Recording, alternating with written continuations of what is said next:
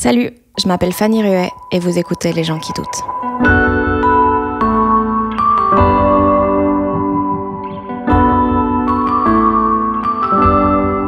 Les processus de création, c'est toujours chaotique, quoi. Et c'est ça qui est passionnant. J'aime bien l'idée que Léonard de Vinci, il regarde la Joconde en faisant « Putain, j'ai raté le sourire ». Et que 2 siècles plus tard, regardez le sourire de la Joconde, c'est exceptionnel, mais comment il a fait? Ouais, et que le gars, en fait, c'est pas un chat qui passait, il a fait « Ah, putain, ah, vas-y, ça me saoule, je vais laisser comme ça ». Il y a plein de trucs, nous on le sait sur scène, comme c'est un spectacle vivant, c'est pas une peinture, nous qu'on fait. Il y a énormément de choses qui nous viennent par accident. Il nous vient tout droit du Wokistan, diront certains. Il est humoriste, il est casse-cou et il est l'un des chroniqueurs phares de France Inter grâce à ses micro-trottoirs. Guillaume Meurice est mon invité dans ce nouvel épisode. Je pense pas qu'il soit nécessaire de le présenter, mais sait-on jamais. Guillaume Meurice, c'est plusieurs spectacles, c'est des chroniques, c'est un podcast pour Spotify, Meurice recrute, et pas mal de bouquins, dont un des derniers en date, Petit éloge de la médiocrité, où il revendique le fait qu'il est tout à fait médiocre, et on l'est tous concrètement, mais c'est pas grave. Le vrai problème, il vient de tout ce qu'il y a autour de nous et qui ne nous laisse pas accepter justement qu'on n'a pas toujours besoin d'être bon. Donc il revient sur les notions de compétition, de productivité, sur les livres de développement personnel et sur la binarité entre réussite et échec. Après cette lecture, forcément, j'avais plein de questions. Donc on s'est posé ensemble pour parler de tout ça et de plein d'autres choses. De pourquoi il était assez sûr de lui quand il a commencé la scène, de l'importance de la coopération et du fait d'ailleurs qu'il a triché comme un porc pour avoir son diplôme. De la fois, une marque de bagnole lui a proposé 20 000 € pour jouer 30 minutes. De ce qui semble être sa vocation première, jouer comme un enfant tout le temps, de comment il vit le fait que certaines personnes aient envie de lui péter la gueule. Une fois n'est pas coutume, on a aussi parlé d'actu et de l'impact des manifestations actuelles en France. Et puis il me raconte un de ses plus gros bides en première partie de Tex. J'espère que ça vous plaira.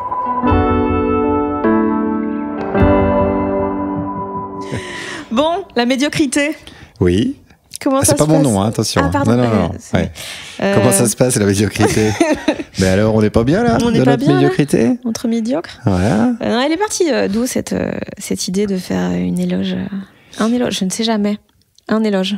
Elle est partie d'une proposition des Pérégrines, déjà, qui sont les éditrices du livre, qui voulaient me faire un petit éloge de la mauvaise foi. Alors, j'étais vachement surpris. Parce que qu'est-ce que j'ai à voir avec la mauvaise foi, moi? J'étais vexé. Non, et puis non, je trouvais le sujet intéressant, mais je trouvais pas trop comment développer ça. Et je leur ai dit, par contre, j'ai une autre idée. Ça fait longtemps que je me trimballe dans ma tête, dans mon petit cerveau, cette idée que la médiocrité est sous-évaluée. C'est un peu un pléonasme, mais c'est vrai que quand on dit de quelqu'un qu'il est médiocre, c'est rarement pour lui faire un compliment, quoi. Et moi, ça m'a toujours paru bizarre parce qu'on est tous médiocres, on fait tous comme on peut, on se sent tous nuls. Et quelle que soit l'échelle à laquelle on se place sur l'espèce de hiérarchie sociale bizarre dans laquelle on vit. Et donc, je leur ai dit, je développerais bien ça sur 200 000 signes. Et je me suis bien amusé à écrire ça, ouais, à décrypter la médiocrité, à aller chercher la médiocrité qui est en nous. Mais surtout que médiocrité, on voit ça de manière très péjorative, mais de base, c'est juste être moyen. C'est ça, c'est être moyen. Tout le monde est moyen, quoi. Tout le monde rate, tout le monde... en permanence, quoi. Je suis même sûr que, tu vois, les Léonard de Vinci ou quoi, ou Michel-Ange, ils regardaient leurs trucs en disant « Ah, merde, j'aurais mieux fait de faire comme ci et comme ça. Ah, tant pis. » Tant pis, c'est normal. Ça fait partie déjà du processus créatif, ça fait partie tout le temps, quoi. Enfin, je sais pas, après, est-ce que toi, t'es satisfaite après chaque chronique? Évidemment. Tu te dis, c'est génial. Je me dis, mais c'est le J'ai sommet. donné le meilleur de moi-même. Non, mais c'est normal, ça. Et ne pas accepter ça m'a toujours paru un petit peu bizarre. Et les gens qui se placent en dessous ou au-dessus des autres, ça m'a toujours paru bizarre aussi. Tout ce qui est vertical, en règle générale, ça me paraît bizarre. Les classements verticaux de choses, la compétition m'emmerde un peu. Donc tout ça, voilà, tout ça. Tu disais parce que t'es le dernier choisi en sport? Mais même pas. Mais même pas. J'ai fait du sport, mais j'étais moyen, quoi. Non, on peut pas dire vraiment que j'ai fait du sport. J'étais gardien de but au football. C'est pas considéré comme sportif, ça, normalement. Bah ouais. C'est vraiment le gars qui veut pas courir. Ouais, j'avoue. Mais justement, t'as une comparaison entre les humoristes et les gardiens de but. Ah ouais, c'est vrai ça, oui. Ah, dis donc. Où est-ce que j'ai déjà raconté ça? Aucune idée. Mais j'ai lu beaucoup de choses, j'ai écouté beaucoup de choses. C'est l'aspect solitaire de la chose. En fait, l'aspect solitaire dans le collectif. Parce que quand t'es humoriste, tu fais du one-man show sur scène. dans la salle, dans la pièce, bah t'es, je sais pas, 200, 300, 500, 1000 ou plus. Mais t'es quand même tout seul, quoi. T'es quand même tout seul à assumer. C'est toi qui conduis la soirée. Si ça se passe mal, il y a de grandes chances que ce soit de ta faute. C'est pour ta gueule, hein. Voilà. Et, sauf s'il y a un incendie ou quoi. Mais bon, en règle générale, voilà. Et quand t'es gardien de but, bah, c'est pareil, t'es dans le collectif, mais t'es quand même tout seul. Si tu fais une connerie, ça va se voir immédiatement. Tout le monde va te regarder.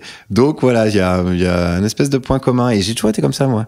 J'ai jamais eu vraiment de bande de potes attitrés, par exemple, quand j'étais ado. Mais j'ai toujours eu plusieurs bandes de potes en même temps. Et puis un peu l'élément, comment dire, volage, quoi. J'étais jamais... tout le temps avec les uns ou tout le temps avec les autres. Voilà, j'ai toujours eu ce truc avec la marge, quoi. Avec le fait de pouvoir aller partout et d'être mouvant. J'aime bien ça. Mais c'est un truc qui te plaisait ou que tu subissais ? Ah non, ça me plaisait de ouf. Non, ouais, j'aimais bien la liberté que ça confère, quoi. Et je me sens encore un peu toujours comme ça, quoi. Maintenant, t'es quand même très associé à la même bande depuis des années. Ouais, mais je suis toujours chroniqueur, quoi. Donc, j'ai pas énormément de responsabilités dans cette émission, à part faire t'es le sous-fifre. 4 minutes 30 de chronique, et ça me va bien, quoi, de pas avoir de responsabilité là-dedans, finalement. Fair enough. Voilà. Et quand t'étais enfant, t'étais 10 sur 20 ou t'étais... Ben, quand j'étais gosse, je suis issu d'une famille un peu de mai 68, tout ça, avec des parents... baba cool, genre on n'avait pas la télé, donc j'ai appris rapidement à lire, donc je suis arrivé à l'école avec pas mal de bagages socio-culturels, pas dégueu, quoi. Donc je foutais rien, mais j'étais assez bon élève jusqu'au, je pense, à la moitié du collège. Dès qu'il fallait pas bosser, c'est bon, quoi. À partir du moment où il a fallu bosser, comme j'étais habitué à rien foutre, ça a décliné jusqu'au bac où j'ai raté mon bac. Je l'ai eu en 2 fois. Et donc non, j'ai jamais été un gros bosseur à l'école. Mais par contre, j'ai toujours eu ce truc avec la hiérarchie, par exemple. Ça vient de là un petit peu, quoi, le rapport d'autorité. J'ai jamais compris la nécessité d'avoir un dominant qui t'apprend des choses, quoi. Tu dois fermer ta gueule pendant 1 heure, ingérer des choses. Par exemple, il y a un truc très intéressant, je digresse un peu, on a le droit de digresser. Pablo Servigne, il dit ça. Il dit, c'est marrant, à l'école, quand un élève triche, ou en tout cas quand quelqu'un aide un autre élève, c'est sanctionné. Alors que ça s'appelle de la coopération, et sans ça on serait certainement plus sur Terre déjà, et c'est l'inverse de ce qu'on va en tout cas retrouver à l'âge adulte, quoi. On va avoir besoin de coopérer toute notre vie. À l'école, c'est vu comme quelque chose de négatif. Ça m'a fait cogiter, je dirais. Il est pas con, c'est Pablo Servigne. Allez lire Pablo Servigne ou écoutez-le. Toi, tu trichais ? Ah ouais. Tu veux des anecdotes ? Est-ce qu'il y a des anecdotes ? J'ai beaucoup triché. J'ai un DUT de gestion. Ouais. Alors ça, bon, parce que je savais pas quoi foutre après le bac. Voilà, j'ai suivi des potes pour aller vite. Et donc, j'allais jamais en cours. On faisait la fête tout le temps. C'était à Besançon, ville sympathique, étudiante. Et tous mes profs pensaient que j'allais me planter, quoi. Seulement, on avait organisé avec des copains un petit système de triche. Je sais pas si t'as vu les sous-doués passent le bac ou ce genre de truc. Non. C'est voilà, comme son nom l'indique, des sous-doués qui passent le bac. Et ils ont inventé plein de choses pour tricher. Des faux doigts où ils mettent des anti-sèches sous les semelles et tout. Et nous, on avait tout un truc comme ça, même un poil plus perfectionné qu'eux. On mettait dans les armatures de table des cours photocopiés en tout petit. Je dis nous parce qu'on était plusieurs dans le coup. Et j'ai eu le diplôme, j'ai un DUT de gestion, mais je l'ai eu vraiment en trichant, mais comme un sagouin. Et comme je suis devenu un peu le gars connu de l'IUT, c'était un DUT donc, ils m'ont invité pour faire la remise de diplôme. Genre, ça fait une petite animation, tiens, c'est rigolo. Mais entre-temps, ils sont tombés sur une interview où je racontais ça. Et ils m'ont recontacté en disant « Ah non, on est désolé, mais là, on va pas pouvoir assumer ce que t'as dit. » Et c'est con parce que moi, j'avais prévu de remettre mon propre diplôme. De dire, avant de commencer la cérémonie de remise des diplômes, au nouveau, je tiens à vous ramener ça parce que je vous l'ai volé il y a X années. Et bon, j'ai trouvé ça dommage. Donc voilà, l'anecdote se termine un peu en eau de boudin, mais ça m'aurait bien fait marrer de le faire, quoi. Et ça t'a servi à quelque chose ou pas Ça m'a servi à rassurer mes parents, ce qui est pas dégueu dans la vie. Ouais, c'était pas particulièrement inquiet, mais comme je n'ai jamais trop su quoi faire, j'ai jamais trop eu d'ambition ni d'objectif. Je pense que quand même, ils me le faisaient pas sentir, mais ils devaient se dire, mais qu'est-ce qu'il va faire celui-là? Donc là, ils se sont dit, il a un bac+2 de comptabilité, tu vois. Il pourra trouver une place un peu n'importe où, ça devrait le faire.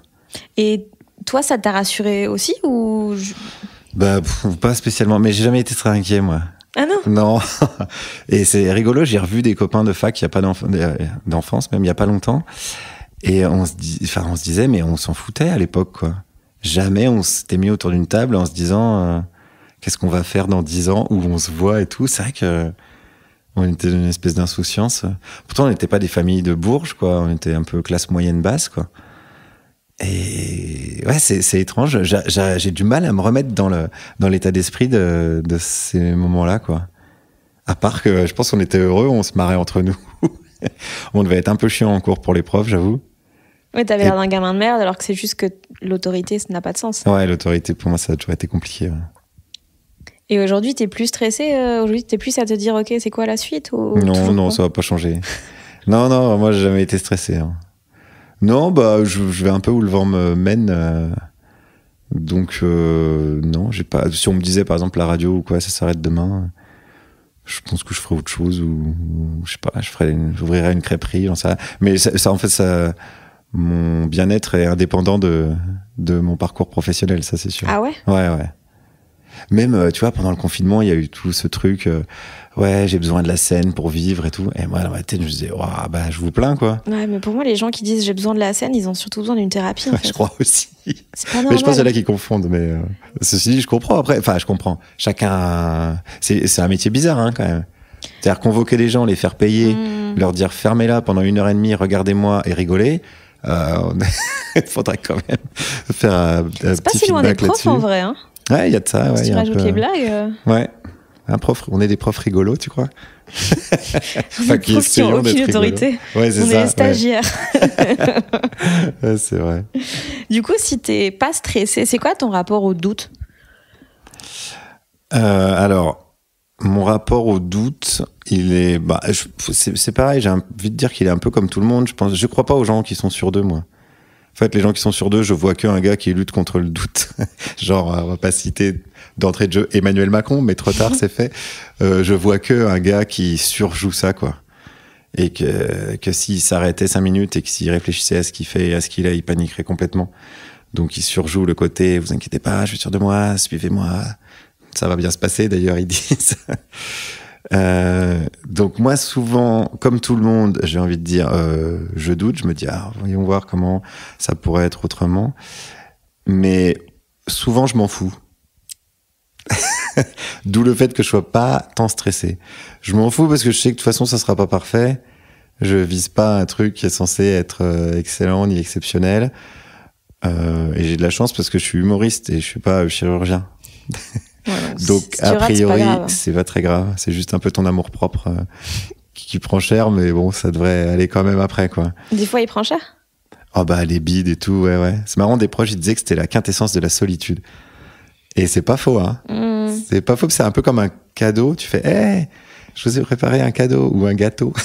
Et les gens te le lancent à la gueule. Tu fais, bon, j'ai un autre gâteau. Mais après, ça passe, hein, quand même. Hein. Tu bides encore? Bah, un peu moins, parce que maintenant, les gens, quand même, ils savent ce qu'ils vont voir. Alors, si, ça peut arriver, mais tu dois connaître ça aussi. Les salles d'abonnés.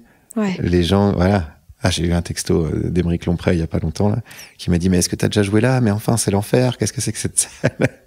Et je dis, mais c'est des abonnés. Il me dit, bah ouais. Oui, donc ils ont coché la case humour en début de saison sans faire gaffe à ce que c'était. Encore moi, ça peut passer, mais quand c'est Émeric... quand c'est Émeric Lomprey, ça peut surprendre. C'est plus compliqué, quoi. Donc oui, ça arrive qu'il y ait des salles un peu plus dures, mais on connaît tous ça. Ouais. Ouais. Mais c'est pas grave, c'est plutôt rigolo. Bah, au début, tu prends cher. Moi, je vais pas faire le vieux con, mais du coup, je vais le faire. Quand j'ai commencé, il y avait Billets Réduc. C'était quasi le seul truc de réservation de spectacle à Paris. Et les critiques, elles étaient placées par ordre chronologique. Enfin, inversement chronologique. Donc, la plus récente était au début, quoi. Donc, quand on avait un qui t'allumait, une critique qui t'allumait, bah, ça te vidait ta salle, quoi. Tu sais, on jouait devant 15 personnes. Et rien n'était là. Donc là, il y a commencé à y avoir des fausses critiques. Les humoristes qui créaient des faux comptes pour mettre spectacle génial. Ouais, allez-y. Après, Billets Réduc a essayé de réguler ça. Enfin, c'était le bordel. Mais ouais, parfois, ça a des conséquences quand même, ouais. Pourquoi t'es allé vers la scène à la base? Honnêtement, je saurais pas te dire. J'ai pas eu de déclic. J'étais un gamin turbulent, comme je te disais, un peu rapport compliqué à l'autorité. Et je pense que ma mère m'a pas mal dit tu devrais faire du théâtre.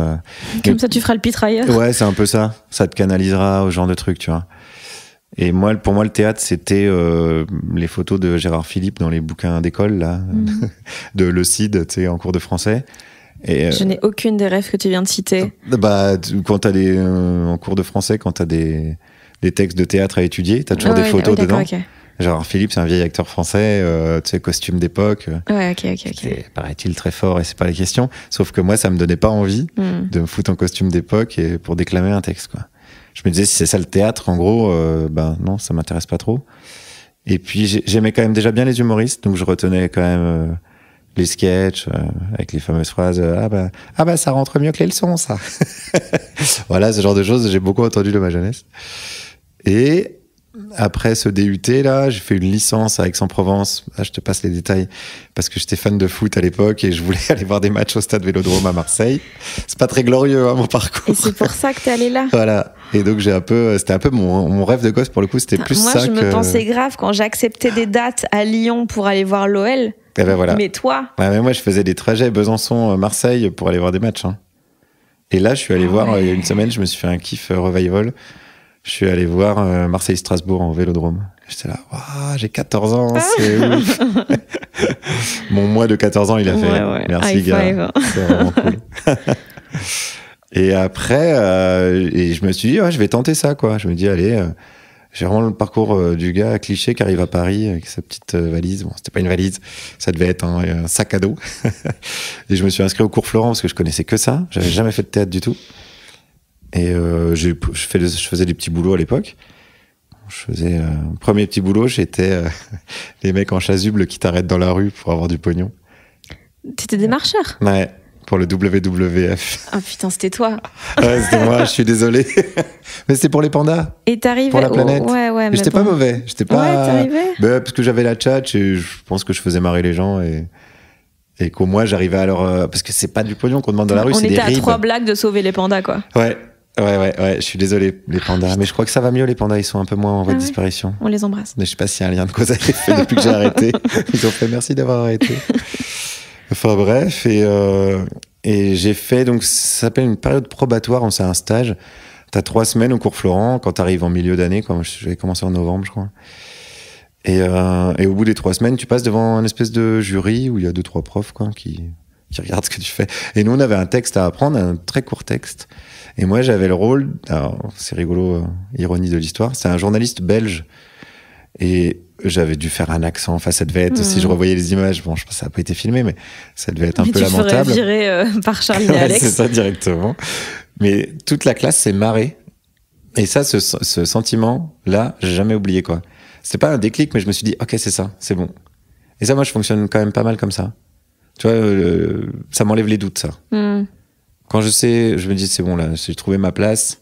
Donc il y a des malentendus, puis de malentendu en malentendu, il y a une évidence, quoi. Voilà, je farfouille un peu, je vais, on va la voir par là, bof, par-ci, par-là, tac. Puis à un moment donné, je trouve un truc et je dis, ah, là, je m'amuse bien. Puis un jour, j'en aurai marre, ou les gens en diront, on en a marre. C'est pas la question, quoi. Mais ça, je m'en souviens encore, ouais. Ça, je me souviens de ce moment-là. Je sais pas, ça a dû durer même pas 2 minutes, quoi. Mais le sentiment, bah, toi-même, tu sais aussi, mais le sentiment, une salle qui rit, en fait, c'est assez violent, quoi, tu vois, quand il y a beaucoup de monde, parce que c'est hyper sonore, c'est hyper physique. Et puis c'est du je t'aime, en fait, tu vois. Ouais, il y a un truc de communion qui est assez rare, quoi. Ouais. Assez étrange, quoi. Et ouais, ça, voilà. Je sais plus quelle était ta question, mais comment t'es allé sur scène au début Ouais, puis après, je te la fais courte, mais 3 ans de cours Florent, donc les potes, machin, on monte des pièces, on s'amuse. Et je crois que c'est à Châlons dans la rue, donc je faisais du théâtre de rue aussi avec une troupe, pareil, de copains que j'avais rencontrés au cours Florent. Et on a été voir un spectacle d'un mec qui était marrant, qui jouait dans la rue. Et j'ai une copine qui m'a dit, mais tu pourrais faire ça, toi, t'es marrant. Parce que j'étais pris que pour les rôles rigolos, quoi, au théâtre, en cours. Et je fais, ah ouais, vas-y, je vais essayer, quoi. Mais vraiment pareil, quoi. J'ai écrit 1 ou 2 sketchs, j'ai été dans les scènes ouvertes à Paris. Donc à l'époque, le Churchman Comedy Club, l'Oscar Café, je sais plus ce qu'il y avait. Enfin bon, il y en avait une dizaine, quoi. Ça s'appelait pas encore Comedy Club, mais c'est le même principe, quoi. Et pareil, ça m'a plu direct et j'ai dit ah ouais, carrément, c'est cool. Et j'ai continué. Et tes débuts sur scène, tu disais Biréduc, des fois ça te flinguait ta salle et tout. Ouais. T'as eu vraiment des jours où tu jouais devant 3 personnes. Oh ouais. Ouais, mais encore une fois, on a un peu tous commencé en même temps. Là, Pierre-Emmanuel Barré, Alex Vizorek, je sais plus avec qui on traînait, Christine Bérou. On était une petite équipe. Il y avait même Gaspard Proust. Ça fait vraiment, désolé, ça fait un peu vieux et souvenir de vieux anciens combattants, mais on a un peu tous commencé en même temps et on se marrait ensemble.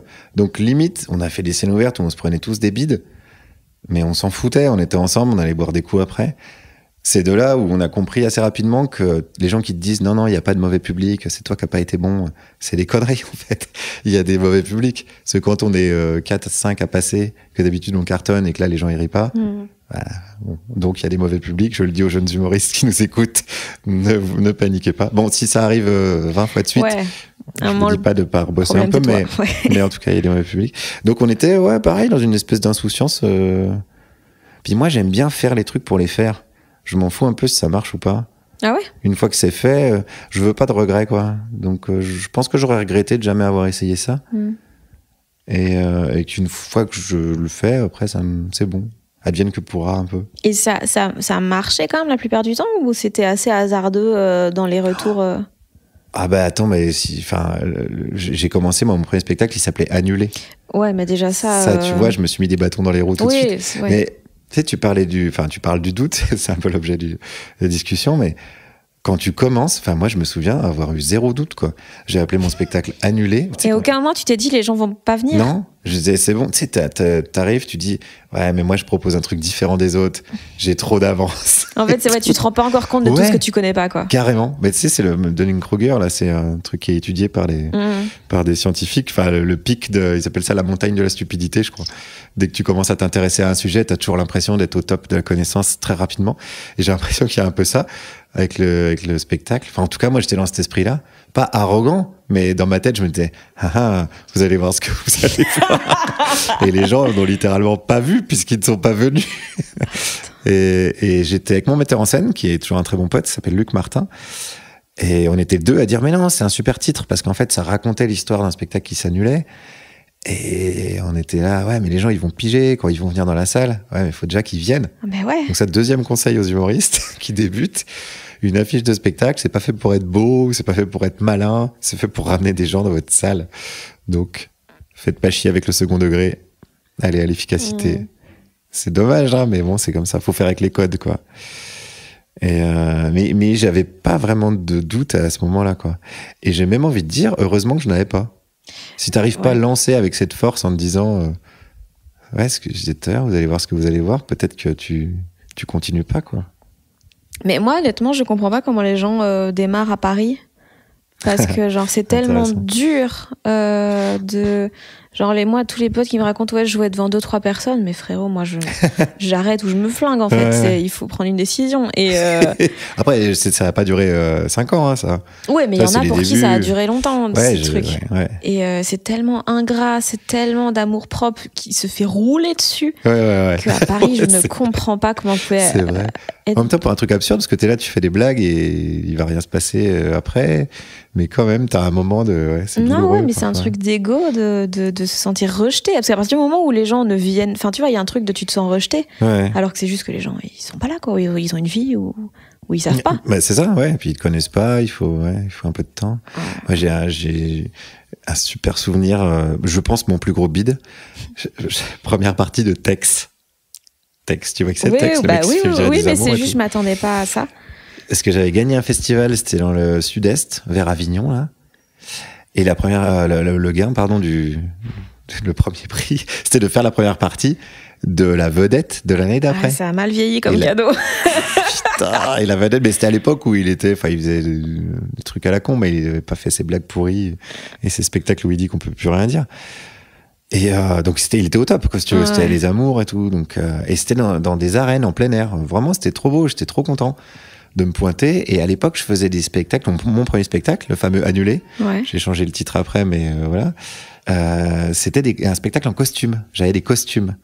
Donc je jouais, tu me regardes, les gens voient pas, mais tu me regardes de manière c'est genre, très je sais où interloquée. on va et ça va être gênant et ça va être horrible. Et je jouais des allégories, je faisais genre la mort. Et donc j'avais une faux. Ah ouais. Je faisais un peu du stand-up, mais de personnages, tu vois, stand-up d'allégorie. J'ai un copain qui m'avait dit à l'époque, ça s'appelle de la prosopopée, si vous voulez placer des mots savants. C'est faire parler la mort, Marianne, la République. Je faisais un panda, bref. Et c'était une époque, tu vois, j'avais gagné le festival, donc j'étais jeune humoriste débutant, quoi. Mais je savais que mes sketchs, ils marchaient. Et c'était 20 minutes, donc j'enchaînais 2 sketchs. Et vraiment bide, quoi. Vraiment personne. Enfin, c'est l'enfer, quoi. Surtout que déjà bider, c'est dur, mais bider en costume. Bider en costume, t'es rapidement très seul, ouais. Ouais, je sais pas ce qui est le pire. Ouais, possiblement c'est pire en costume. Bah ouais, parce qu'il y a vraiment un truc, j'ai vraiment fait l'effort de trouver une tenue pour venir vous faire ça. Puis il y a un côté, là pour le coup, il y a un côté, t'es une soirée déguisée, mais t'es le seul déguisé. Ouais. Il y a un côté, venez, on avait dit qu'on allait rigoler. Et les gens ils font, ouais, non. Et je sors de scène. Et j'ai dit à Tex, que je connaissais pas, hein, je dis, bah putain, désolé, mais tu vas galérer, le public il est vraiment merdique, quoi. Oh merde. Et il a Lui, défoncé. il arrive sur scène, carton plein, wow. Les gens debout à la fin. Et je me suis dit, ah oui, donc il y a un côté de qu'est-ce qu'attendent les gens aussi, qu'est-ce qu'ils sont venus voir, à quel moment tu les chopes dans toi, ce que tu as envie de leur dire. Et après, j'ai fait beaucoup de cabaret, mais avec mon pote Marc-Antoine Lebray, qui est imitateur. Il m'avait emmené dans un cabaret qui s'appelle La Main au panier, où là c'est pareil, tu prends ton amour-propre, tu le laisses à l'entrée, quoi. Tu joues à la fin du repas, donc souvent les gens ils sont bourrés. Ouais. Mais pareil, on se marrait, nous, avec Marc-Antoine, on rigolait bien, tu vois. Mais là, on a bidé aussi, hein. Et puis, il y a des soirs, t'avais qu'une seule table, donc on jouait devant 8 personnes. C'était un chauffagiste qui avait invité son équipe. Genre un chauffagiste, tu vois, du Val-de-Marne, qui s'est dit, on va faire, allez, je vous invite, on va au cabaret. Et il y avait qu'une table dans un petit boui-boui. La scène, elle faisait 1 mètre carré. Je raconte pas de conneries, la scène. On pouvait pas bouger, quoi. Lui, il arrivait, il faisait des imitations. Et moi, j'arrivais en costume derrière. Mais là, quand on s'en rappelle maintenant, mais on se marre. Mais c'est souvent les pires histoires qui font les meilleurs souvenirs. C'est ça, ouais. Mais j'ai pas souvenir d'avoir mal vécu le truc. Je me suis dit, ouais, ça fait partie de l'expérience. Puis ça sera drôle à raconter plus tard, c'est le cas, tu vois. Donc, ouais, des bides, ouais. Un des trucs dont tu parles dans le bouquin, pour revenir au bouquin, c'est la tendance qu'on a à toujours vouloir être productif, à vouloir vraiment toujours viser la réussite, être le premier, tout ça, et donc un peu rejeter la flemme. Et c'est un peu chelou que tu parles de ça, alors que genre t'es extrêmement prolifique, concrètement. T'es en radio tout le temps, t'es une des personnes phares de la chaîne, tu sors j'ai l'impression 6 bouquins par an. Ben, c'est parce que je m'amuse. Enfin, pour moi, c'est pas un métier, quoi. Ouais, mais ça reste. En tout cas, c'est pas un travail, quoi. Il faut de la rigueur, quand même. Faut de l'organisation. Mais surtout, faut de l'envie. Oh, c'est beau ce que je dis. Non, mais je le pense vraiment. Je fais que des trucs. Enfin, j'ai la chance de faire des trucs qui me font kiffer. Que je ferais gratuitement. Notez ça, si les éditeurs écoutent. Non, mais c'est vrai, hein. J'ai l'impression de jouer au Playmobil en permanence. Et donc, c'est plutôt chouette, quoi. Si on me disait arrête de jouer au Playmobil, ça me décevrait un peu, quoi. Donc là, je sais pas, ça m'amuse d'écrire un livre. Je trouve ça amusant de se mettre derrière un ordi, d'imaginer des choses. Quand c'est un roman, c'est rigolo. Tu imagines des personnages, tu les mets en situation. Moi, tout ça, ça me stimule à fond. Vraiment, j'ai une approche, très ludique.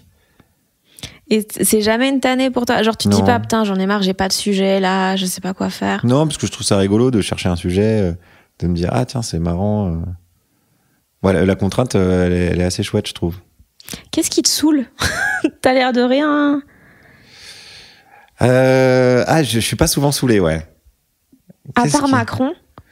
Bah, il me saoule pas, c'est juste que... Alors, tu veux qu'on parle politique, vraiment? Non, mais... T'as ouvert une porte, tu sais. Il est 23h30. La porte maléfique. T'es parti depuis 1 heure. Non, il n'y a pas grand-chose qui me saoule, non. Pas grand-chose qui... Bah, je suis en colère, oui, mais il n'y a pas grand-chose qui m'énerve. Mais donc, dans ton métier, t'aimes toutes les facettes de manière un peu inconditionnelle, comme ça? Je réfléchis. Tant de joie, en fait, j'ai pas l'habitude, je t'avoue. Ouais, je crois, ouais. Mais non, mais c'est quand même, c'est un métier, comme on disait tout à l'heure un peu, où on peut être solitaire. On mène notre barque, quoi. Je pense que ce qui me saoulerait, encore une fois, c'est la hiérarchie, mais j'en ai pas. Enfin, j'ai envie de dire, j'ai fait en sorte de pas en avoir, mais c'est un peu le hasard et beaucoup de chance. On va pas se mentir. Faut être un peu lucide. Donc là, je kiffe. Ça sera peut-être pas toujours comme ça. Ça a pas toujours été comme ça. J'ai fait tourner en bourrique pas mal de patrons. Ça me plaisait bien. Et peut-être que ça sera le cas bientôt. Mais là, non, je suis dans un gros kiff. Mais je suis même, des fois, je suis un peu spectateur de là où je suis. Je me dis, voyons. Là, quand j'étais au stade Vélodrome, dimanche dernier, invité par la communication de l'OM, je fais, voyons, si on m'avait dit ça il y a, tu vois, c'était même pas un rêve, c'était même pas, je me dis, c'est marrant comme parcours, quoi. C'est ce qu'on se dit avec Alex Vizorek aussi. Je veux pas l'outer. Mais on se dit, franchement, on n'aurait pas misé là-dessus, quoi. On a quand même énormément de chance. Donc, tu peux avoir de la chance et kiffer et avoir des aspects qui te saoulent, mais là, je vois pas, honnêtement. Ok. Mais genre, quand tu dis, là, il y a eu un micro-buzz sur Internet parce que tu as dit que les nageurs, ils sacrifiaient les plus belles années de leur vie à faire des allers-retours pour potentiellement avoir une médaille à la fin, mais peut-être pas. Et donc, il y a des nageurs ou même d'autres sportifs qui se sont un peu énervés parce que ça leur fait plaisir et tu n'as rien à dire de ce qu'ils font de leur vie, nanana. Mais tu trouves pas, t'as jamais cette sensation avec le type de carrière qu'on a de voir chaque année, chaque jour changer de ville, et du coup tu vois pas tes potes, tu vois pas ta famille, et donc il y a quand même tu dois mettre un peu ta vie de côté quand même de temps en temps. Faut être bien organisé, c'est ce que je disais. Moi, j'ai pas l'impression de sacrifier quelque chose, quoi. Donc je me suis organisé, là je fais moins de chroniques à la radio justement pour pouvoir voir plus les gens que j'aime. Donc ça, voilà, dès qu'il y a un souci, j'essaie de le régler. Je me dis voyons voir comment on peut faire, et voilà. La solution c'était de faire moins de chroniques à la radio. Faisons moins de chroniques à la radio. Tout a l'air tellement facile quand c'est toi qui le gères. Là c'est quand même des problèmes de riches, quoi. Tu vois, moi, oui, mais c'est sûr. En ce qui me concerne, je veux dire, c'est oui, comment faire moins de tournées ou moins de chroniques. Enfin voilà, c'est pas tout le monde qui a ce genre de problème. Donc non, ça se traite quand même assez facilement. Hein. Okay. Ça c'est plutôt. Ouais. Et pour revenir sur les sportifs, c'est ce qui est assez drôle. Il y a plein de trucs drôles dans cette histoire. Bon, déjà, je me suis fâché avec les gens potentiellement les plus musclés de France. Donc, quand t'as Florent Manodou qui te dit calme-toi, tu fais oui, là, attendez, tu m'as fait comprendre. Et ce qui est drôle, c'est qu'ils passent leur temps dans les interviews à dire ça. Ouais. À dire j'ai sacrifié ma jeunesse, cette médaille, c'est beaucoup de sacrifices. Donc, il y en a 2-3 qui m'ont écrit de manière plus ou moins sympathique. Et je leur ai renvoyé leurs propres interviews en disant mais c'est toi qui l'as dit. Et puis pour finir sur le sujet, ce qui m'intéresse, c'est pas tellement les sportifs de haut niveau. Enfin, au niveau individuel, en vrai, je m'en fous que quelqu'un passe 12 heures par jour dans du chlore pour nager 2 millièmes de seconde plus vite qu'un autre gars qui fait la même chose. C'est comment cette pensée-là infuse la société en général. Comment on vit dans un monde de compétition. Si un jour il y avait plus que les nageurs ou les sportifs de haut niveau qui font des compètes entre eux et que dans le reste de la société, notamment au niveau du monde du travail, ça soit plus un monde de compétition, ça m'ira très bien. J'irai même les voir. Je leur remettrai la médaille à la fin et le bouquet de fleurs s'ils veulent, j'aurai pas de souci. Mais justement, ce truc qui infuse la société, c'est un peu une... Il y a plein de trucs dans ton livre où je me disais putain, il a trop raison, j'aimerais trop penser pareil, mais je ne suis pas capable de l'appliquer. Il y a un truc qui ne va pas, qui s'entrechoque avec ma façon de... C'est pas toi, en fait. C'est pas de ta façon. C'est qu'on vit on vit dans une fiction. C'est la fiction qui a gagné. Le récit qui a gagné aujourd'hui, c'est la compétition. C'est le capitalisme, c'est ça. C'est-à-dire qu'il faut se battre. On n'est pas ensemble. On est les uns contre les autres. Il y a une pyramide sociale. Il va falloir la grimper. Il va falloir en chier. Il va falloir se lever le matin. Donc, t'as toute une fiction autour de ça. Le mérite, notamment, est une fiction qui te dit quand on veut on peut et tout ce genre de conneries, quoi. L'égalité des chances, enfin il y a plein de cette fiction a plein de mini récits qu'on te fout dans la tête depuis que t'es gamin, mais c'est même pas ça, c'est même pas une manipulation, c'est juste on baigne dedans, on vit là-dedans. Et une fois, moi mon bouquin c'est une espèce de tentative de lucidité, de dire attendez, ok c'est la fiction qui a gagné, mais on peut inventer un autre récit, hein. Il est pas du tout corrélé à la réalité ce récit. Il correspond en rien à la réalité. Par exemple, je vais donner des exemples, ça va être plus facile. Si il n'y avait pas eu de coopération entre les humains pour, mettons, chasser un mammouth, il y aurait plus d'humains. Donc notre système est plus basé, notre survie est plus basée sur la coopération que sur la compétition. Et pourtant, aujourd'hui, on ne parle que de compétition, on se note les uns les autres, on se surveille pour savoir qui va gagner, on se remet des médailles, des diplômes, etc., etc. Donc à qui profite cette structure ? Bah, au fameux 1%, on dit 1% un peu rapidement, mais voilà, au fameux 1% qui se gave de ça, pendant que les 99%, ils s'arrachent la gueule pour récolter les miettes qui restent, quoi. Ouais, parce que ça, tu le dis, gagner, c'est créer des perdants, quoi. Ouais, ça, c'est une phrase d'Albert Jacquard, c'est pas une phrase de moi, mais c'est vrai. C'est vrai, il y a un livre très intéressant qui s'appelle Halte au jeu, donc avant spécifiquement sur la compétition, dans le sport notamment, et il dit une phrase marrante, il dit si on donnait une médaille au 4e, du coup c'est le 5e qui pleurerait, quoi. Donc ça n'a aucun sens. À partir de là, tu dis, est-ce que c'est pas un peu absurde tout ça ? Et ça l'est, quoi. Alors ça l'est, c'est rigolo quand on joue le jeu de ça. En fait, je pense que c'est vivable si on sait que c'est une fiction. Exemple, on va revenir sur notre exemple de stade Vélodrome, parce que c'est un exemple récent.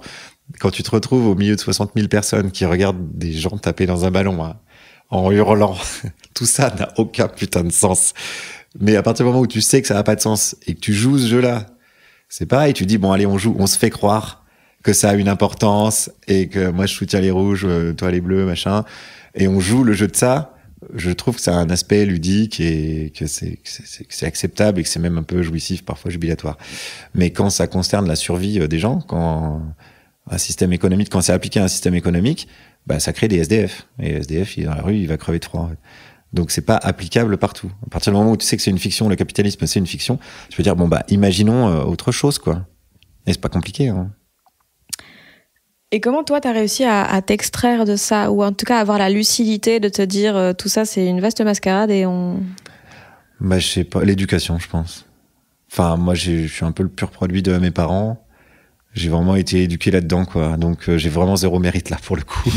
J'ai pas eu un déclic où je me suis dit ah mais oui mon Dieu, il faut s'extraire de ce truc-là. J'ai pas mal été élevé dans les, on n'avait pas la télé donc on débattait beaucoup. Et avec mon père notamment, on a toujours cherché un petit truc où on n'était pas d'accord et on tirait dessus, quoi. Il te parlait comme un adulte, en fait. Il te parlait comme un adulte. Ouais. Oui.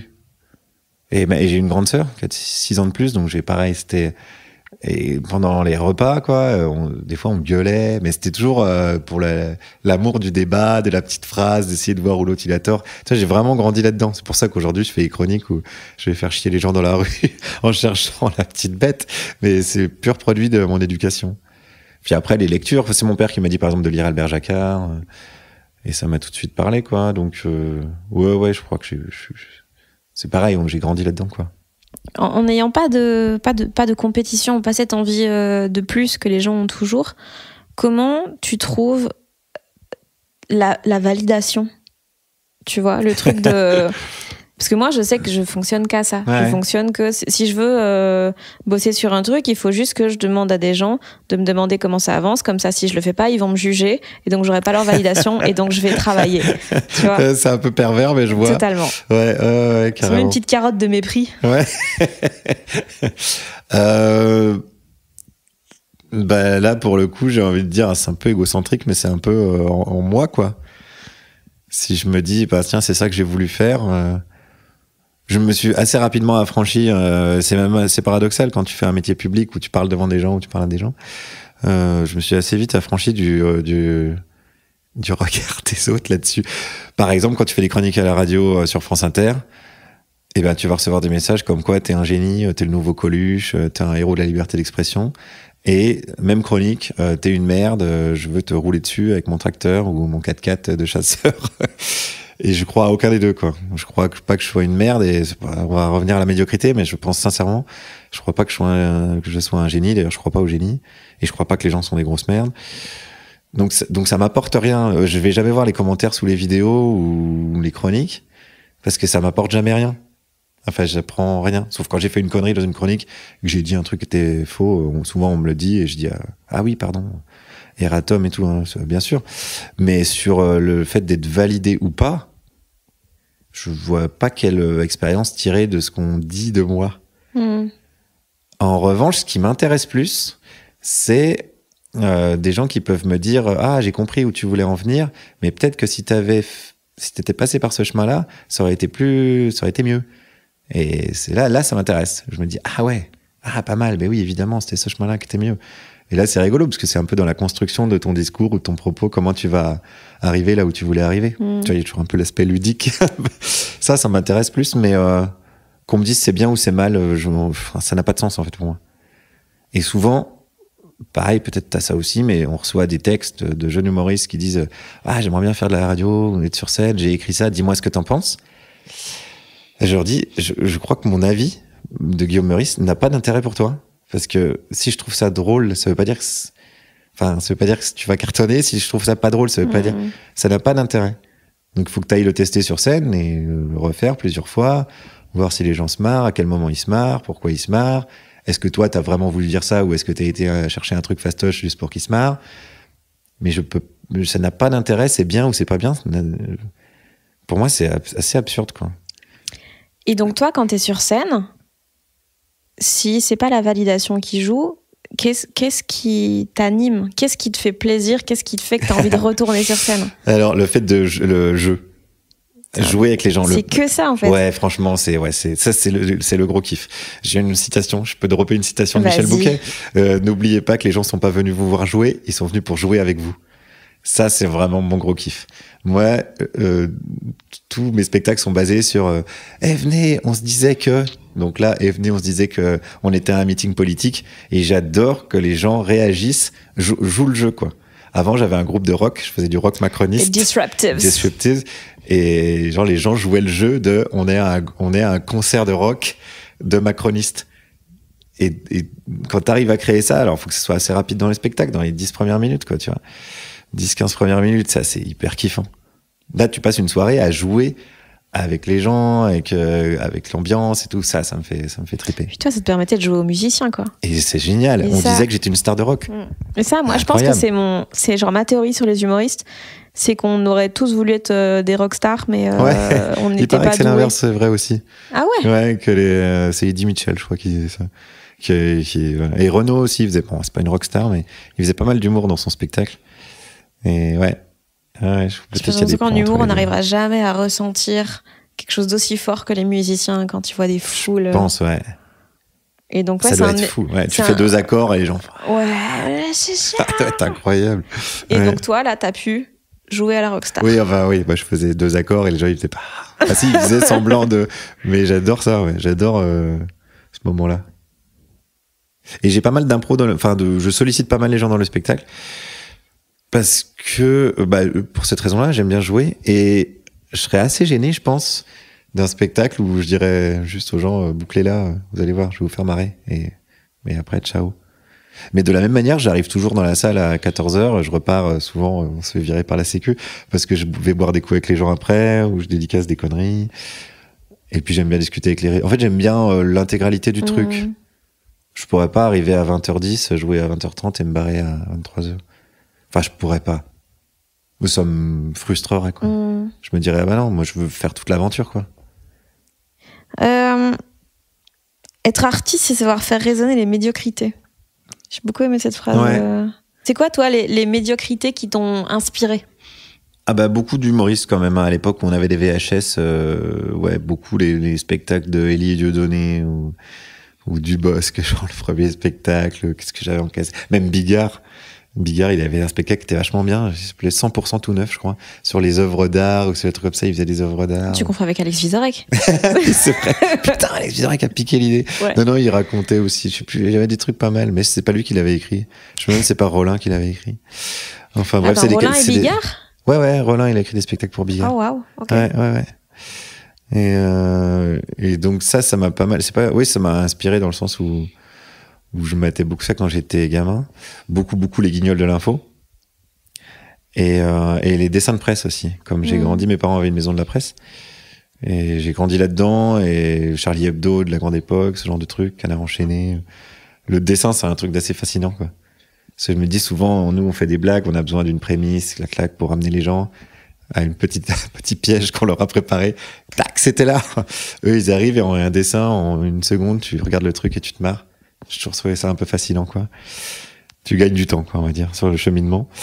Et c'est plus ce genre de choses, qui me faisaient triper quand j'étais ado, en tout cas. Mais en quoi c'est des bouts de médiocrité, ça? Parce que c'est jamais... par exemple, les Guignols, ils faisaient une émission, je sais pas, ça devait être 10 minutes tous les jours. Donc là, on retient évidemment que le meilleur, mais tu sais, comme tous les humoristes, comme Coluche ou Desproges. Moi, je fais une petite digression, mais on a fait l'espèce de procès de Desproges. On faisait une émission spéciale hommage à Desproges qu'il aurait détesté sans doute. Et moi, je faisais Desproges dans le rôle du procureur du tribunal des flagrants délires. Donc, je me suis retapé tous les textes de Desproges, des réquisitoires de l'époque. Et c'est pas tout bon, hein. On retient que les trucs bons aujourd'hui, parce qu'il y avait des trucs fantastiques. Mais bon, tu vois, quand t'es obligé d'écrire tous les jours, donc les Guignols, c'est pareil. On retient que les trucs exceptionnels, mais... Donc il y avait du poussif, il y avait de tout ça, quoi. Donc il y avait de la médiocrité, il y avait désolé, on n'a pas eu le temps parce qu'il est 18h et qu'on doit tourner. Dessin de presse, c'est pareil, tu as le rythme de la diffusion, de la publication. Donc c'est encore une fois, on retrouve ces contraintes que moi j'aime bien et qui font que absolument rien n'est parfait, quoi. Et tant mieux. Et quand toi t'arrives en tant que public sur un truc, oui, moi j'aime bien l'idée de faire résonner les médiocrités parce que tu te reconnais là-dedans, quoi. Il te faut des failles, en fait, un truc trop parfait. Ça voudrait rien dire, en fait, un truc trop parfait. Ça n'aurait même pas de sens, quoi. Donc je suis sûr que la Chapelle Sixtine, il y a des trucs qui vont pas.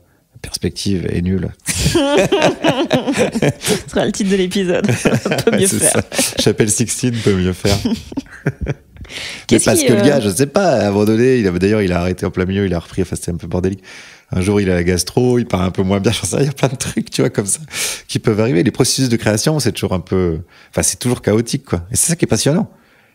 Moi, j'aime bien l'idée que Léonard de Vinci, il regarde la Joconde en faisant, putain, j'ai raté le sourire. J'ai mis dans le bouquin, parce que j'aime bien cette idée-là. Et que 2 siècles plus tard, regardez le sourire de la Joconde, c'est exceptionnel, mais comment il a fait? C'est pas un mystère, c'est une rature, quoi. Ouais, et que le gars, en fait, c'est pas un chat qui passait, il a fait ah putain, vas-y, ça me saoule, je vais laisser comme ça. Et il y a plein de trucs vas-y. Il y a plein de trucs, nous on le sait sur scène, comme c'est un spectacle vivant, c'est pas une peinture, donc il y a énormément de choses qui nous viennent par accident. Ouais. Et qu'on garde.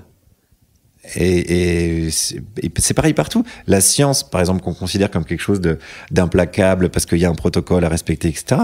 Le nombre de trucs qui sont nés du hasard ou alors qui sont en permanence nés de l'échec. Un système essai-erreur qui fonctionne partout dans la société, pas qu'en science, quoi. Donc on échoue, on rate en permanence, c'est jamais parfait et on s'en fout. C'est pas pour ça qu'il faut s'arrêter, quoi. Est-ce que toi, il y a un échec où là, vraiment...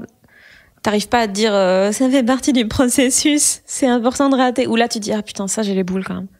Ah ouais, souvent, j'ai pas l'exemple précis, mais souvent quand tu blesses des gens sans le vouloir. J'ai pas d'exemple précis sur une chronique ou autre, mais ça a déjà dû m'arriver ça. Et ouais là, oui.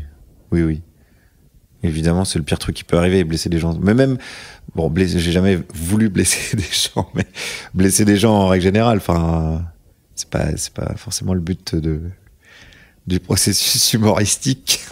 C'est plutôt de les faire kiffer. Dans le bouquin, tu te fous un peu de la gueule des coachs de développement personnel et tout, qui aident les gens à devenir la meilleure version d'eux-mêmes. Mais en vrai, ton bouquin, c'est ça. On m'a déjà dit ça. Ça serait genre, ça s'il n'y avait pas l'aspect politique dedans. Ouais. S'il n'y avait pas comment on pourrait faire pour que ça soit pas juste un problème individuel, quoi. En fait, ce qui est le pire avec les coachs en développement personnel, c'est qu'ils trouvent des solutions personnelles, individuelles, à des problèmes qui sont collectifs. Ouais, donc ils gèrent les conséquences plutôt que les causes. Ils gèrent que les conséquences. Donc ils vont mettre des pansements sur les fractures ouvertes, quoi. En disant, tu vas faire de la méditation, tu vas voir, demain tu vas pouvoir retourner au boulot et être productif, etc. Ça s'attaque jamais aux conséquences. Donc finalement, ça soutient le système, quoi. Ça soutient la structure tout le temps. Mais si t'as pas ce truc un peu d'essayer parce que essayer de devenir un peu la meilleure version de soi-même, c'est quand même relativement positif à la base. Mais surtout, ça veut rien dire. Ben non, mais dans tous les cas, d'être plus heureux. Ah oui, voilà, à la limite. Mais si t'as pas d'objectif un peu long terme, comme moi, je trouve ça très rassurant de se dire ok, je vais régler tel problème, parce que de toute façon, je ne peux agir que sur le personnel, parce que le truc un peu plus large, plus grand que moi, je sais pas le gérer. Donc ça donne un peu une perspective long terme, j'ai l'impression. Ouais, alors je dis pas le contraire. Ça, c'est hyper intéressant comme sujet parce qu'il y a des choses qui marchent à l'échelle individuelle et si tu les extrapoles à l'échelon collectif, ça marche plus. Exemple, si t'as un copain qui va pas bien, t'as un copain noir de banlieue qui trouve pas de boulot. Tu vas pas aller le voir en lui disant bah ouais mon pote c'est la structure qui est dégueulasse, on va attendre qu'il y ait la révolution et que les gens soient moins racistes et tous tes problèmes vont disparaître. Tu lui dis bon allez bouge-toi, demain je t'accompagne, on va aller déposer des CV. Évidemment qu'à l'échelle individuelle tu vas essayer de te bouger le cul pour ton pote, mais pour qu'il aille mieux. Mais quand tu transposes ça à l'échelon à un échelon national, ça donne bougez-vous le cul, quand on veut on peut, regardez. Mohamed, bah voilà, il s'est bougé le cul. Aujourd'hui, il a monté sa petite entreprise qui fonctionne très bien. Regardez, je vais lui serrer la main devant des photographes. Donc évidemment, à l'échelle individuelle, oui, je dis pas aux gens, aidez pas vos amis, puisque de toute façon, c'est un problème structurel. Je dis, c'est pour ça que mon bouquin, j'espère qu'il n'est pas qu'un livre de développement personnel. Je dis, il faudrait qu'on s'organise au niveau collectif pour qu'on n'ait plus besoin à l'échelle individuelle de dire bon bah allez les gens sont racistes mais c'est pas grave on va y aller quand même. Tu vois ce que je veux dire? Je sais pas si j'ai été très clair mais si, je comprends. Ouais mais en fait comment tu fais pour ne pas être déprimé en fait, tu vois, d'être un peu lucide, parce que vu que voilà tu parles souvent de politique, t'es beaucoup dans justement dans les problèmes un peu systémiques, un peu structurels. Comment tu fais pour ne pas justement être dépité en fait de ça? Alors plusieurs raisons. Bah, déjà parce que le point de bascule à mon avis il est pas loin. Le point de bascule d'une société, comme une société, tu vois, genre on a vu par exemple les printemps arabes, il a fallu deux, trois petits éléments déclencheurs pour que un mouvement qui est dans la société, qui est une colère qui est dans la société s'exprime et que ça fasse quand même bouger énormément de choses. Donc je sais pas si en France il va se passer ça, hein, j'ai pas du tout les capacités de prédiction, mais en tout cas je suis pas désespéré de ça. Je me dis pas c'est impossible qu'on arrive à changer la structure elle se change en permanence, donc je pense que c'est possible de le faire. Et vraiment c'est pas la principale raison pour laquelle je déprime pas. La principale raison c'est que les gens ils sont déjà en train de s'organiser. Il y a des gens, par exemple, des bénévoles, par exemple en France, le tissu associatif français, il est fantastique. T'as des experts de gens, de tous les domaines, pardon, des experts bénévoles que tu retrouves partout, qui vont accompagner les gamins au foot le dimanche, qui s'intéressent à une race de crapauds, une espèce de crapaud en disparition, en voie de disparition, je sais pas, qui vont donner de la bouffe à des gens SDF. Donc la société s'organise déjà elle-même sans penser à changer la structure qui nous domine, elle s'organise déjà elle-même pour survivre. Et j'ai un chapitre dans mon bouquin où je parle de la grève des bénévoles. Je pense que s'il y a une grève des bénévoles, la France explose en 15 jours, quoi. Les gens meurent dans la rue, il y a des zombies. Si les gens qui bossent gratuitement dans ce pays arrêtent de le faire, sans parler des travaux ménagers, à la maison, etc., les inégalités femmes-hommes, là, ça pourrait être le cas aussi, tu vois. Si les femmes arrêtent de bosser à la maison, tu vas voir le bordel que ça va être, quoi. Donc, je sais pas que j'ai une foi en l'être humain absolument démesurée, c'est que je vois bien comment ça se passe. Les gens, ils s'organisent déjà. Les gens, ils savent déjà faire. Donc, il faudrait pas grand chose pour que ça se retrouve ce qu'il faudrait, en fait, maintenant, c'est que ça se retrouve à une échelle plus globale et plus nationale, quoi. Que c'est ce côté horizontal, quoi. Des gens qui font une assoce, on ne peut plus horizontal, quoi. Mais même, ça peut être une assoce de club de Scrabble, quoi. C'est les gens qui se réunissent, qui sont ensemble pour jouer au Scrabble, ils sont contents d'être là, enfin la vie, quoi, tu vois. Et là, tu penses que ce qui se passe avec la réforme des retraites et tout... Tu veux vraiment qu'on parle politique? Non, mais oui, c'est symptomatique, là, en fait. Là, j'ai l'impression que c'est quand même une grosse étape, quoi. Je suis rien de la politique et tout, mais j'ai l'impression que là, ça touche tellement de gens qui d'habitude n'auraient jamais parlé politique... Est-ce que tu penses que c'est un basculement quand même? Bah, ça touche les gens parce que le mec au pouvoir, il est vraiment victime ce que les Grecs appelaient l'hubris, là, tu sais, la démesure de soi-même, quoi, l'exagération et le pouvoir porté à son incandescence. Le mec se sent plus pissé, quoi. Et même si les gens, ils sont pas forcément spécialistes de la réforme des retraites à points par capitalisation, ce qu'on reçoit d'un mec qui vient te parler à la télé pour dire que de toute façon il changera rien, vous pouvez toujours manifester dans les rues, on vous enverra les flics, ce que tu ressens en toi, mais c'est très physique, hein, c'est un truc physique quoi. Il y a un peu, c'est un challenge. C'est un challenge, mais il challenge 67 millions de personnes. Et une phrase pardon, je fais beaucoup de citations, peut-être ça fait un peu pédant, mais la Boétie, j'aime bien, il dit ils ne sont grands que parce que nous sommes à genoux. Et il suffirait quand même que les gens se lèvent et ils feraient moins le malin, quoi. Et c'est hyper symptomatique ce qui se passe d'un gars tout seul au pouvoir, qui a tous les pouvoirs en fait, et qui se sent plus pissé et qui dit non, mais de toute façon on va faire comme je veux parce que vous êtes cons. Ça se finit jamais bien. Je veux pas spoiler, mais ça se finit jamais bien. Top. C'est quand t'étais enfant que t'as appris à reconnaître les sophismes dans les débats? Ah non, non, bien plus tard. Ah ouais? Ah ouais, mais j'ai même envie de te dire quasiment quand j'ai commencé à faire des chroniques. Sous forme de... j'ai commencé à la radio en 2012, je faisais les chroniques des papiers de 3 minutes, et puis c'est Alex Vizorek, le fameux, qui a eu l'idée de me faire des reportages, de me donner un micro, et il m'a dit, va vadrouiller, ramène-nous du son rigolo. Et c'est là où j'ai commencé à m'intéresser à ça, quoi. Pourquoi les gens ils me disent des dingueries au micro, et d'où ça vient, et ouais, un peu la fabrication de la pensée, quoi, la fabrique de l'opinion, quoi. Et après, tu te rends compte que oui, t'as des sophismes, t'as des a priori qui sont... c'est pas très compliqué. Quand un gouvernement veut faire passer une réforme, il emploie une boîte de communication qui crée des éléments de langage. Mais c'est très technique, hein. C'est des gens qui se réunissent dans une pièce et qui disent, voilà, il y a ça à faire passer. Bon, par exemple, les retraites, ils font des punchlines, hein. Ils font ce qu'on fait nous, hein, parce qu'ils savent que c'est efficace. Donc, puisqu'on vit plus longtemps, il va falloir travailler plus longtemps. Ça, c'est un pur sophisme, parce que ça a l'illusion de la réalité. C'est méga efficace. Le cerveau, il adore. Le cerveau, c'est un organe, il est feignant. Donc, si t'as un truc tout fait comme ça, oui. Donc, moi, je vais interroger les gens dans la rue, ils me le ressortent, ça. Comme si eux, ils l'avaient inventé, tu vois.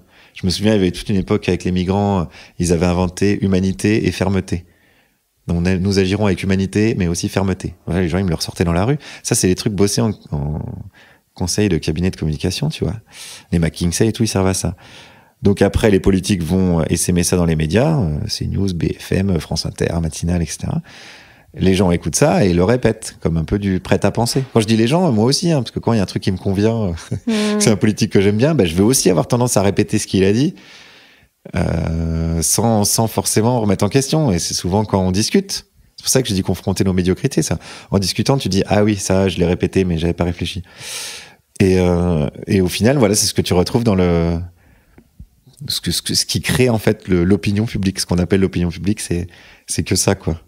Donc c'est un peu triste, mais moi je trouve ça assez stimulant de se dire que finalement ça tient que là-dessus. Et j'encourage vraiment tout le monde à lire et à écouter Clément Viktorovitch qui analyse ça hyper bien. Son livre, il est méga complet. Enfin, c'est un gros geek de ça. Donc il décrypte tous les process de rhétorique. Allez lire L'art d'avoir toujours raison de Schopenhauer aussi. Très court texte, assez marrant. Et après, tu regardes plus jamais un débat de la même manière, quoi. T'es là, t'as un bingo devant toi et tu fais OK. Et t'es jamais en colère quand t'es justement face à des gens qui te ressortent des énormités parce qu'ils ont pas réfléchi? Ou est-ce que t'es plus dans la tristesse de voir qu'ils ont gobé tout sans réfléchir? Non, je suis jamais en colère parce que c'est les gens qui subissent, quoi. Les gens que j'interroge, c'est les gens qui subissent. Mais même jusqu'au bout, les députés que j'interroge, ils n'ont pas le pouvoir. Donc c'est aussi des gens qui subissent. Enfin, j'ai plus de la peine, ouais, souvent. Mais pas pour les gens, mais pour ce qu'on est nous, quoi. Notre manque de discernement. Et c'est pour ça que ce serait intéressant de se dire, on a tous un manque de discernement. Individuellement, on est très limité. On peut pas grand-chose. Il faut absolument qu'on trouve une structure qui nous permette de mieux réfléchir. Un truc qui a été fait, qui était génial par Macron, qui est la Convention citoyenne pour le climat, qui a été faite pour des très mauvaises raisons, mais qui au final a créé des choses incroyables, c'est mettre 150 personnes tirées au sort sur un sujet précis et un poil important, à savoir le réchauffement climatique, alias la survie de l'humanité, quoi. Tu les mets dans une salle et tu les fais réfléchir ensemble. Tu leur apportes du contenu scientifique, des gens qui les aident. Et t'avais des climato-sceptiques qui sont devenus hyper militants de la cause écolo parce qu'ils savaient pas, tout simplement, avant. Parce qu'avant, ils regardaient Hanouna et Et ils étaient pas au courant de tout ça, quoi. Donc, c'est pour ça que quand je dis de la tristesse et de la peine, c'est pas genre, oh, le pauvre, il est con. C'est mince. Je me rends bien compte que tout seul, on peut rien. Enfin, c'est bateau, hein, de dire ça. L'union fait la force. Quelle est cette devise? Et, sûrement un excellent pays. Et qu'il l'applique pas de ouf. Mais je me rends bien compte de comment ça pourrait être mieux. C'est pour ça, des fois, ça me fait de la peine. Mais de la colère, jamais. J'aurais pu être ces gens-là. Et je suis pas sûr d'être une super personne non plus. Enfin, on fait tous comme on peut, quoi. Donc, ouais, c'est plus ça que je ressens. Et vu que tu aimes bien souligner justement les paradoxes et tout, dans ce que disent les gens et tout, c'est quoi, toi, ton plus gros paradoxe? Le truc où tu dis, putain, je sais que j'ai tort, je sais que je devrais pas penser ça et tout, mais...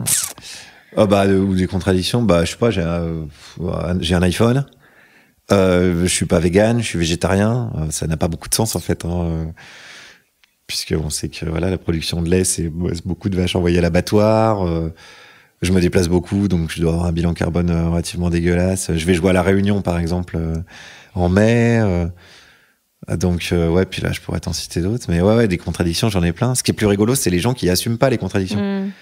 C'est souvent ça, moi, que je diffuse dans mes chroniques. C'est pas les gens qui me disent, ouais, je sais, je fais comme je peux, parce qu'on fait tous comme on peut. C'est les gens qui me disent, non, mais c'est si je t'avais dit, non, mais j'ai un iPhone, mais en fait, il a été fabriqué à côté de chez moi par un paysan. Tu vois, c'est tout ça, toute la justification ou comment t'essayes de t'empêtrer dans le truc. Là, c'est ridicule, quoi.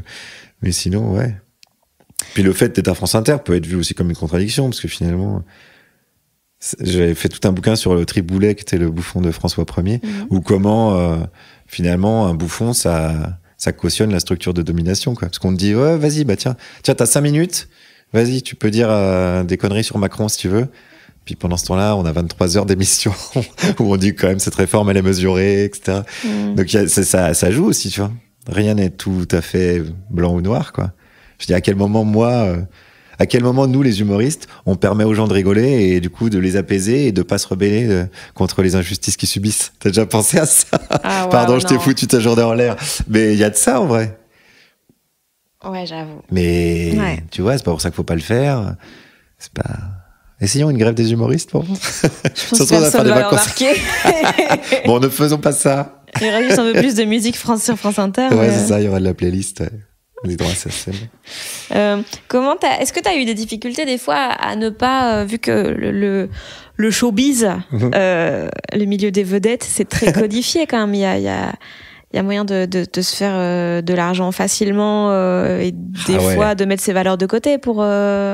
Comment t'as fait pour jamais te laisser appeler comme ça par les sirènes? Déjà, je le fais pas pour ça. Je le faisais pas pour ça à la base, donc il y a rien qui m'attire là-dedans. Je le fais pas pour avoir des iPhones gratuits à une soirée où il y a des people, tu vois, par exemple. Ça m'a jamais vraiment attiré. Et je suis pas mal entouré. J'ai un producteur qui est vraiment un producteur de gauche. C'est-à-dire qu'on négocie le prix des places sur le contrat. Prix de place maximum, etc. Et on se marre. Là, j'ai reçu... Il y a des trucs de fou, hein, quand même. J'ai reçu un truc, c'était pas Renault, mais c'était l'industrie automobile. Ils voulaient que j'anime une demi-heure, 20 000 balles. 20 000 balles, la demi-heure. Et on reçoit le mail et tout. On s'est marré, quoi. Ils ont pas compris que j'acceptais pas, tu vois. Mais et alors, il y a tout le truc. T'as dit non parce que Renault ou parce que... J'ai dit non parce que je vais pas me retrouver, devant des cadres de Renault à dire, dis donc, vous êtes des pollueurs, Enfin, je vais pas... Ouais, mais une autre façon de le voir, ça aurait été de dire, je prends l'oseille de ceux qui polluent et j'en fais un truc bien. Alors là, ok. On peut aller sur ce terrain-là. C'est potentiellement un de mes terrains préférés. Ça s'appelle de la philosophie morale. Et un jour, j'en ferai un spectacle, je pense, de ça. Ouais, mais c'est d'ailleurs la différence entre l'utilitarisme et la déontologie. Et on est toujours dans notre vie, plus ou moins l'un ou l'autre. Donc, un utilitariste te dira, vois les conséquences de cette action, c'est-à-dire prends les thunes et refile-les à une assoce. Mais là, c'est le déontologue en moi qui a parlé, où je me dis, non, je me vois pas écrire une demi-heure pour, je sais plus quoi, Renault ou Peugeot et voir leur tête et je passerai un sale moment. Voilà, désolé la sauce, je ferai autre chose par ailleurs. Désolé les pandas. Désolé les pandas, je ferai un spectacle pour vous si vous voulez. Ça, et je le fais d'ailleurs, j'avais fait un truc pour L214 où c'est genre, venez voir mon spectacle, je refile la recette, je préfère ça, quoi. Mais c'est passionnant, hein, la philosophie morale, c'est sans fin. Ouais, puis il y a quand même un risque de dire ça au début Et puis de se dire, ah putain, 20 000, c'est beaucoup quand même. Ouais, c'est ça. Oui, après, le troisième truc, c'est que j'ai jamais eu besoin de beaucoup de pognon pour vivre. Donc, comme tu peux le voir, les fringues, c'est pas non plus. Tu vois, j'aime pas les grosses bagnoles, j'ai pas un énorme appart. Donc, j'ai des plaisirs assez simples. Mais tu vis à Paris, donc ça coûte quand même vite cher. Et ben non, je vis à Rennes maintenant. Ah oui, c'est vrai, tu venais en train. Ouais. Juste. Donc, ouais, non, ça aide aussi à ne pas avoir de gros frais. Ok. Comment tu vis qu'il y a des gens, ils ont envie de te péter la gueule? Ça m'amuse. Souvent, je leur dis, c'est pas un énorme challenge. Hein. Parce que vraiment, le dernier à qui j'ai dit ça, anecdote, petite jingle anecdote.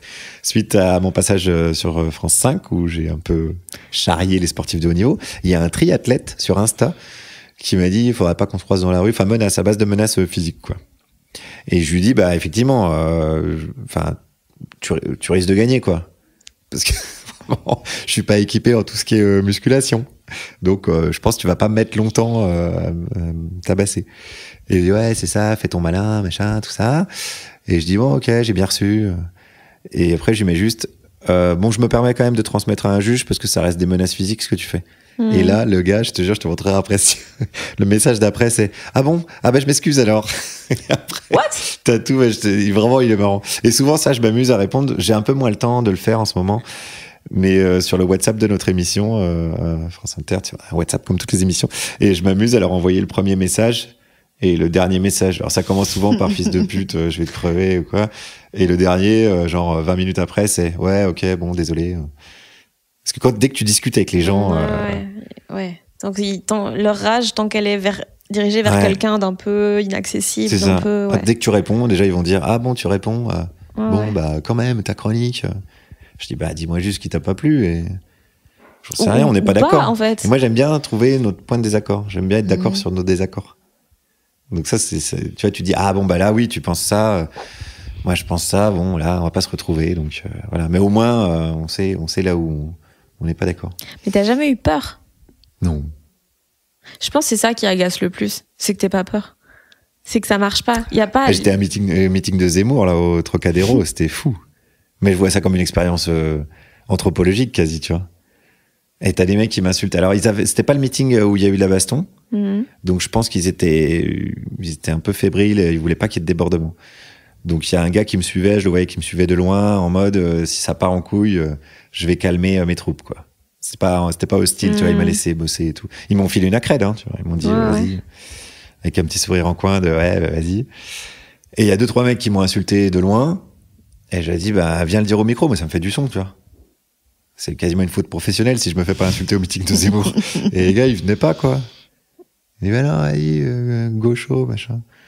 Je dis, c'est dommage. Moi, je veux bien discuter avec toi. Et j'ai un bon souvenir aussi. Il y a une manif pour tous. Un mec qui m'a interrompu. J'étais en train de faire une interview. Il me dit, ouais, t'es payé combien pour faire ta pute à France Inter? Et du coup, j'ai dit, 200 balles. Parce que j'étais à 200 balles. J'ai dit, ça devait être 250 aujourd'hui, je crois. Et il m'avait dit, ah bon, c'est tout? Du coup, évidemment, je l'avais gardé. Et j'avais dit, message à la direction. Il y a les fachos, ils pensent que je suis pas assez payé, hein. Donc voilà. Mais non, les coups de pression me dérangent pas. Ok. Dans le sens où, si tu veux me casser la gueule vraiment, tu vas me casser la gueule, mais je vois pas trop le gain que tu vas avoir. Je dis toujours, mais je me défendrai pas, moi. Ça va vraiment être nul comme action. Mais fais-le, hein. Enfin, je veux dire, voilà. Pète-moi la gueule. Mais même toi, après, tu vas te dire, bon. C'est tout. Je vais... Puis après, je ferai des selfies sur les réseaux sociaux en disant, regardez, je suis un martyr de la liberté d'expression. Aurore Berger sera obligée de faire un tweet en disant, non, quand même, les humoristes sont sacrés dans notre pays. Je vais pas aller... Tu vois, là, qui pourrait nous sauver. Raisonne en conséquentialiste. J'ai été raisonne en utilitariste. Je conseillerais aux gens qui veulent faire ça. Merci beaucoup. Merci à toi. J'espère que l'épisode vous a plu. Si vous voulez suivre Guillaume Meurice sur les réseaux, allez le voir sur scène ou commander Petit éloge de la médiocrité. Tous les liens sont dans la description. Si vous écoutez Les gens qui doutent pour la première fois, j'ai une excellente nouvelle pour vous. Vous avez 60 épisodes à rattraper, notamment avec Alex Vizorek, Clément Viktorovitch, Marina Rollman, Lou Doyon, Paul Mirabel et plein d'autres gens très très chouettes. Donc n'hésitez pas à vous abonner à ce podcast pour être sûr de ne rien rater des prochaines sorties. Et puis évidemment, vous pouvez aussi me suivre moi sur les réseaux, Fanny Ruet pour des podcasts, des blagues, des chroniques et plein d'autres trucs. Des bisous. Cet épisode a été mixé une fois de plus par l'incroyable, le très beau Maxime Wathieu. Parce que j'ai une grande gueule. T'as une grande gueule, ouais. Tu es très désagréable, Guillaume.